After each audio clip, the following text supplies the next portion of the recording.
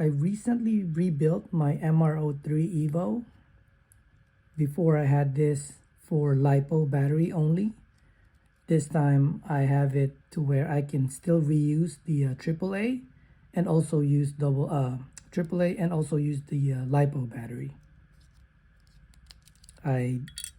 All I had to do was solder the wires, positive and negative, that's coming out of the board to the battery tab that's in the chassis, wheel nuts on both sides, and M2x5 screws, and also the battery tab. You know what? Let me remove it and show. I'm going to remove one side of the connection. It's easy. Screw, wheel nut, and then pull that out. That's the tab from the brushed motor I'm using for both sides, and you can just easily remove it. Just go under the transponder cable, and of course you remove this as well, and then it's out. Then you can use the AAA battery. Remove the LiPo battery and put the AAA battery tab back in. Tabs on both sides. I took it off. Put a label right front and slide that in and push it down. To remove it, you're gonna need a flathead screwdriver to pry it out. It's pretty quick. The reason why I wanted to keep the AAA option, this way when I go to a track that doesn't have LiPo class, I can still use this car and enter it in the AAA class. I mean, I don't plan on doing that, but I know we have a track here locally about an hour and a half away, and in that area, usually around spring and fall season, I go mountain biking in there. So I figured after my ride, around lunchtime, I can put some laps in on their track. That's why I built this car. What I didn't expect though, after building this car, was for the car to not traction roll, because the car is so light. It only weighs, with the battery and the body, it weighs in at 150 grams. And my race car, which is the 2500 RX28, weighs in at 168 grams. And this car, from the top here to the top of this screw of the damper plate right here, right there, this car is over half an inch taller than the Reflex. This has very low center of gravity compared to this one. So with the lighter weight, I'm hoping all the weight would be in the bottom of the car for it not to traction roll. But I think 150 is illegal for, like an event race. I think the minimum is maybe 160, 165, I'm not sure. But we don't have that. And I didn't plan to build it light. It just happened this way. I do plan on adding weight if the car traction rolls. So right now it's not traction rolling, so I'm gonna keep it as is. I did add weight underneath the chassis from PN. I got the brass balance weight and the T-plate brass mount to add weight. My old setup before, I had weights under here, under the battery, where the battery goes, the AAA battery goes. But the LiPo battery doesn't go up. It just stays the same because it goes in the slots. But right now, I don't put any weight. Like I said, it's not traction rolling, so I'm going to keep it as is. But if I do end up needing to put weight because it started to traction roll, like when the track picks up somehow, then I'll use a lead weight that I bought on Amazon, and I'll just put it under there. It's probably going to add 3 grams of weight per side, so total 6 grams. But as of right now, the car's working good, so I don't need to add weight. To put the LiPo cable back in, I slipped this the tab in between the chassis and the chassis tab, battery tab. Goes right there.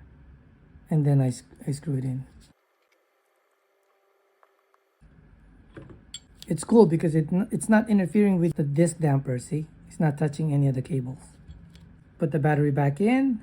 You just slide it there without the AAA battery tabs in the front. And tuck this under the battery clip. This can also go inside once you're ready to race. Here, let me show you. If you want it tucked in, okay? You don't have to. It's not really gonna do anything other than touch the inside of the hard body. There.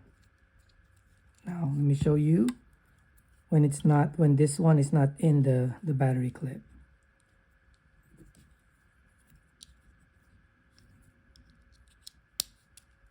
That's what it looks like. See, it's not really gonna do anything. Right? You can do this tucked under the battery clip or outside. It's fine either way. It's easier this way though. But yeah, it's pretty clean setup, and I can always go back to AAA if I want to. Oh, before I forget to mention, I did cut the battery clip. So if you need to run so that it doesn't poke the LiPo battery, if you need to run AAA batteries, you're gonna want to have an extra set of the battery clips, because I don't think this is gonna hold the AAA. It's probably gonna come out. So you want to have 2 battery clips for AAA and for LiPo. Okay. Now for the car setup. This car understeers because it's gonna traction roll, and the only body I can use is something light, like the Joe Marima with Lexan roof and Lexan spoiler. Anything heavier than this, the car is going to traction roll. Let's go ahead and weigh the body. 29.3. My Lexus SC430 weighed in at 33 or 36. It's pretty heavy. So I can't run that body at all. It's gonna traction roll. Let's talk about the lap times. This car can do, with the current layout, February, 10.2 fast lap with the same motor, same gearing. Rocket 2500, 1353, Rocket 2500, 1353. Tires in the back, they're both the same. Marca 15s on 19mm plus 3 offset. Tires in the front are different. This is PN medium, 1038 on 19 with flange. This is PN firm on 19s without flange, but glued sidewall all the way to the top. This one has no glue. Tape, no sidewall glue on this. This one has rear tape, no sidewall glue. This one is glued and sidewall glued on the outside and sidewall glued on the inside. If I don't do that, this car is going to traction roll. Fast lap on this car is 10.5, 10.2, 10.5. That's not bad. No traction roll. That's not bad for an MR03. I actually didn't try to make it faster. It's just 10.5. I'm sure I can come in closer, maybe 10.3. I think I can, because I used to compete. I was running this last year, MR03, for 5 months at LEMO, and I was able to compete in the 2500 and 3500 in the MR03 before I got the kit chassis. So I'm sure I can bring this time closer to that time. Okay, maybe not. Maybe I can do 10.2 on this, but eventually I'll get the 10 flat. I think I can. And this one, I think the max I can go with this is 10.3. So this is going to be 0.3 faster, but still, it's still competitive in the 2500 class. So if you have this car, MR03 EVO, and want to race in the 2500 class, you can totally use this car. You don't have to invest into a $600 car to race in the 2500 for club racing. Just run the MR03. It's fine. This car tracks straight. It also corners. Obviously, it doesn't corner as well as any kit chassis. Especially, I can't compare with the Reflex. The Reflex is probably the the only car that can carry that much speed, only kit chassis that carries that much speed around the corner. So this one is no way near that around the corner. And the transition inside infield on throttle in the quick snap, left and right turn, this is quick. And this one can't do that. It's going to roll over. But it's still, like I said, it's not bad. Now let's talk about the setup of the car. The ride height, you should check it on this side, because this is the first thing. These two sides are the first thing that would touch the track when it's cornering. So you measure it there. And right now, this car is not traction rolling. And I think when I started, I've already put, I think, 120 laps on this. This was 1.7. I think now it's 1.6. Yep, 1.6. Like I said, measured here. Okay. And in the back, measured on this side. I think it's 1.7. Oh, hang on. I press that. Yeah, 1.7. I did shave the battery clip so that it's not hitting the track when it's cornering. If you get the stock one, yeah, I've shaved this one already. They kind of stick out. So when you corner, that's the first thing that's going to hit. But then if you're measuring here and you're measuring at, let's say, 1.7, here it's actually 1.5. If you don't shave this part, you want this flush with the chassis, the battery clip. Okay? Also, so that's one tip. Another tip is this is bulging out from the chassis. You see that? There's a gap.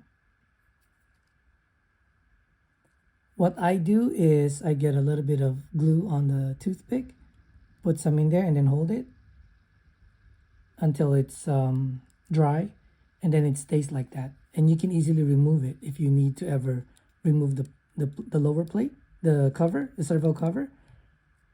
Remove this and then just pull it out. Okay? Because it's all of them from the mold, it's kind of like sagging down a little bit.